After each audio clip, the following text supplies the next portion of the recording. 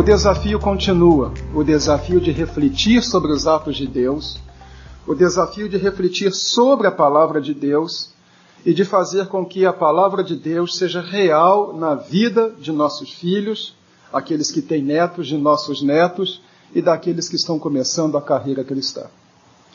Para nos ajudar a raciocinar nesta direção, nesses 3 versículos, 6, 7 e 12, eu queria tirar algumas expressões que são chaves dentro do capítulo e que podem abrir novos horizontes para nós. Quero começar pelo versículo 12. Por favor, veja o versículo 12. Guarda-te para que não esqueças o Senhor que te tirou da terra do Egito, da casa da servidão. Há 2 palavras-chave no livro de Deuteronômio. Elas trazem o mesmo conceito, só que uma é negativa e outra é positiva. A positiva é lembrar. A negativa é não esquecer. Em todo o livro de Deuteronômio, o conteúdo gira ao redor destas 2 expressões. Lembrar o que Deus fez. Não esquecer o que Deus fez. Ou seja, o povo deveria ter profundamente gravado na sua mente e experiência aquilo que sucedera no passado. Estavam entrando numa terra de paganismo, principalmente de prostituição cultural. Sacrifícios humanos, ritos pomposos, dramáticos, atraentes. Eles, um povo ainda em formação, sem um templo, com uma religião sendo estruturada. Poderia acontecer também que esta vivência do passado esmaecesse, acabasse se apagando na mente de alguns. E isto sucede com muita facilidade. Em qualquer família, a primeira geração de cristãos é muito ardorosa. A segunda nem sempre é assim. A minha esposa é neta de pastor. Seu avô foi um dos primeiros pastores fluminenses. Ou seja, ela é, na sua família, a 3ª geração. Meus filhos, no que dizem respeito a ela, são a 4ª geração de crentes. Mas na minha família eu sou a 1ª geração. Algumas coisas podem ficar muito profundas para a 1ª geração, porque tiveram uma mudança radical. Mas a 4ª geração foi criada ali dentro. E aquilo lhe é tão normal que não pode nem dizer quando se converteu. É convertido, crê de todo o coração, mas não houve um momento dramático. E pode acontecer que muitas vezes, até mesmo conosco, essa experiência do passado se apague. Ou pode acontecer que estes olhem para trás e digam, mas o que é que eu estou fazendo aqui? Eu não estive lá no Egito, eu não passei por tudo isso, eu nasci aqui dentro, eu não pedi para nascer. Por isso, lembra, não te esqueças. Ou seja, nunca deixe que o passado, a sua experiência com Deus, seja esquecida. Se observarem a didática do Antigo Testamento, vão observar que ele está centrado nas grandes festas religiosas. 3 grandes festas anuais e depois várias outras festas. Todas estas festas que tinham grande encenação e um grande impacto na mente do povo, tinham uma finalidade: lembrar a experiência do passado. A Páscoa lembrava a libertação. A festa dos tabernáculos lembrava o cuidado na peregrinação. Era uma forma de lembrar o que Deus fizera. Meus irmãos, também numa sociedade estética, que cultiva o jovem como o que há de mais formoso e relega o ancião a segundo plano como mão de obra descartável, esta mentalidade pode se impregnar também na igreja. E alguém de mais idade pode achar que não tem valor e não tem o que dar e não tem o que ensinar. Os adultos, principalmente os adultos mais maduros, têm um tesouro que ninguém tem, o tesouro do passado. Tem um passado. Tem uma experiência de vivência com Deus. Tem algo que não podem deixar de compartilhar. Compartilhar em casa, compartilhar na igreja e compartilhar também no ensino dentro da igreja. Por isso que esta expressão, Guarda-te para que não te esqueças. E a expressão sinônima, lembra-te, lembrar e não esquecer, são um desafio para que os adultos reconsagrem a vida, voltem ao seu passado, refaçam os votos do passado, cultivem o ardor da primeira experiência, da experiência com Deus. Um processo de educação numa igreja não se faz apenas com salas, com revistas e com bons professores. Se faz com compartilhamento de experiência. Quando alguém que viveu com Deus e tem o que dizer, diz, abre o coração e passa isso para os outros. A segunda expressão para a qual chama a atenção está no versículo 6. Estas palavras que hoje te ordeno estarão no teu coração. Para nós o coração é a sede do sentimento. Então o rapaz diz para a moça, eu te amo de todo o meu coração. O judeu sentia com as entranhas, então ele, se fosse fazer uma declaração de amor, ele ia dizer, eu te amo com todos os meus intestinos. Mas é onde estão as emoções. O coração é a sede da decisão, da racionalidade, da personalidade, da integralidade do indivíduo. Estas palavras estarão dentro do teu coração, não é apenas no sentimento. Estas palavras estarão dentro da tua personalidade. Ou seja, a palavra de Deus não pode ter um conhecimento superficial da parte do crente. Aquele que pinça um versículo aqui e outro versículo ali, de caixinhas de promessa, ou alguns para justificar atitudes que gosta de tomar. O relacionamento com a palavra nunca pode ser um relacionamento superficial. Ela tem que estar envolvida em toda a personalidade da pessoa. Fica para nós agora, em âmbito de família, também uma advertência. Há pais que não vivem a palavra. E eles confiam para a igreja ou para a escola bíblica dominical a responsabilidade de ensinar a Bíblia a seus filhos. Confiam à igreja a evangelização e a instrução de seus filhos. Mas eles próprios não entesouraram aquilo. Precisamos lembrar que se a Bíblia não for real na vida de um pai, nunca será real na vida de um filho. Que se a experiência cristã não for vívida, atraente e marcante na vida de um adulto, ele não conseguirá fazer com que o seja na vida de seu filho, seu neto ou seu sobrinho. O versículo 9 traz esta expressão sobre como o hebreu deveria tratar a palavra de Deus. As escreverás nos umbrais de tua casa e nas tuas portas. A Bíblia, na linguagem de hoje, traduziu assim: tu as escreverás nos batentes da porta da tua casa e nos portões. Ou seja, do lado de dentro e do lado de fora. Para viver a Bíblia quando estiver em casa, do lado de dentro. E para viver a Bíblia quando estiver na rua. Não é viver a Bíblia apenas na igreja. É vivê-la em casa e vivê-la na rua. Em casa, por vezes, é o lugar mais difícil. Porque é onde eu apareço sem máscara. E às vezes nós não vivemos. Minha filha, não minta, porque mentira é uma coisa muito feia. Ah, mamãe, tá certo. Toca o telefone. Mãe, telefone para você. Quem é? Dona Clotilde. Aquela chata, diz que eu não estou. Filha, não minta, que mentira é muito feia. Meu filho, respeite sua mãe. Respeite sua irmã. Seja um homem decente. Na rua está mexendo com as mulheres que passam. Está fazendo gestos obscenos no trânsito para o condutor do lado. Ou seja, seja uma pessoa educada.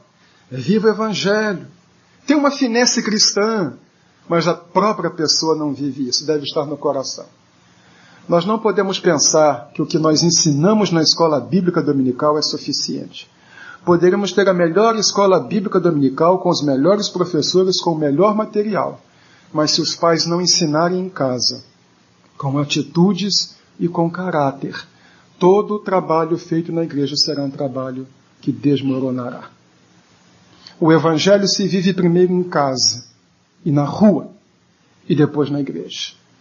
Aqui é muito fácil vestir a capa de crente, mas é preciso que as palavras estejam tesouradas no coração e que eu esteja falando com o filho dentro de casa e dentro e fora de casa, andando pela rua. Primeiro, não te esqueças. Segundo, essas palavras estarão no teu coração. A terceira e última expressão está no versículo 7.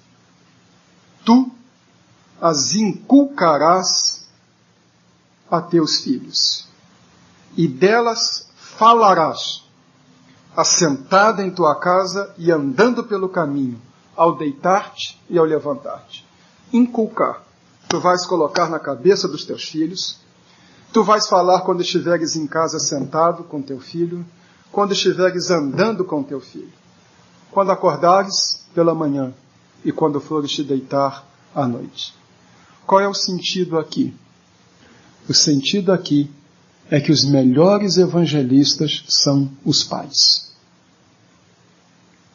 A igreja pode ter um excelente programa de educação religiosa, volto a afirmar. Pode ter um pastor que seja o melhor evangelista do mundo, mas se os pais não viverem o evangelho, não evangelizarem seus próprios filhos, este trabalho será inútil. Vejam o que nos dizem os versículos de 20 até 23. Quando teu filho, no futuro, te perguntar dizendo o que significam os testemunhos e estatutos e juízos que o Senhor nosso Deus vos ordenou, então dirás a teu filho: éramos servos de Faraó no Egito, porém o Senhor de lá nos tirou com poderosa mão. Aos nossos olhos fez o Senhor sinais e maravilhas grandes e terríveis contra o Egito e contra Faraó e toda a sua casa. E dali nos tirou para nos levar e para nos dar a terra que sob juramento prometeu a nossos pais. Pais que tinham uma experiência para passar aos filhos. Vou contar brevemente diálogo com duas pessoas. Uma, no início do meu pastorado no interior de São Paulo. Tinha 23 anos e um senhor que levava sempre os filhos à igreja, não era membro da igreja, não ia à igreja, mas achava que a igreja era um bom lugar para criar filho. Gente que acha que a igreja é reformatório. Põe meu filho lá para ver se ele recebe uma boa educação. Então um dia me procurou e disse: olha, eu tenho 2 filhos, um tem 17 anos, outro tem 18, não querem mais saber de igreja, não querem mais ir.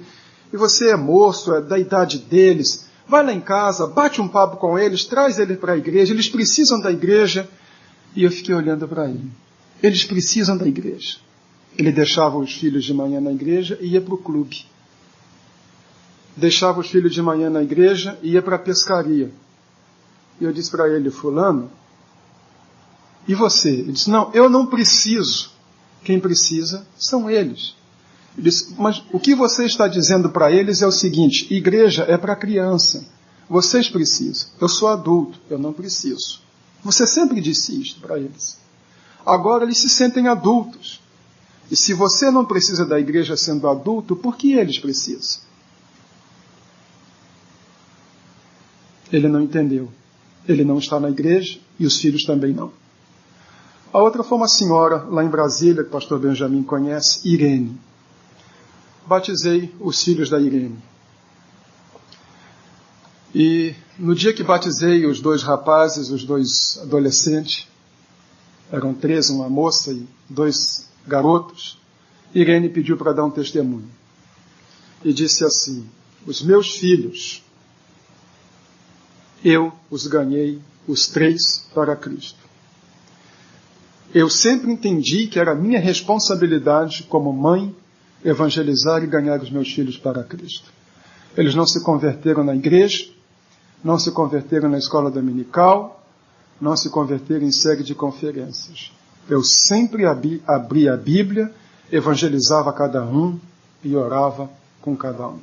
Hoje eu me sinto realizada, porque os meus 3 filhos são crentes e eu os ganhei para Cristo. Tu inculcarás e tu falarás. É compartilhar com filhos e netos, a nossa experiência com a palavra de Deus e com a graça de Deus.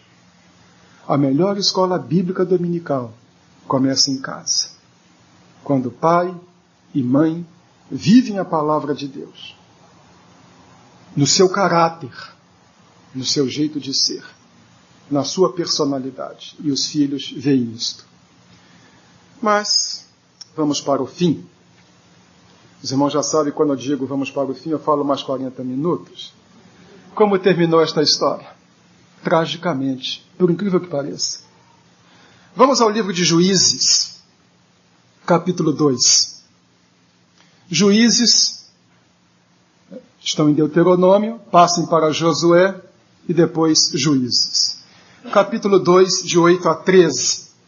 Juízes 2, 8 a 13 diz assim: Faleceu Josué, filho de Num, servo do Senhor, com a idade de 110 anos. Sepultaram-no no limite de sua herança em Timnat-Heres, na região montanhosa de Efraim, ao norte do Monte Gaás. Foi também congregada a seus pais toda aquela geração, e outra geração após ela se levantou, que não conhecia o Senhor, nem tampouco as obras que fizera Israel. Então fizeram os filhos de Israel o que era mal perante o Senhor, pois serviram aos Baalins.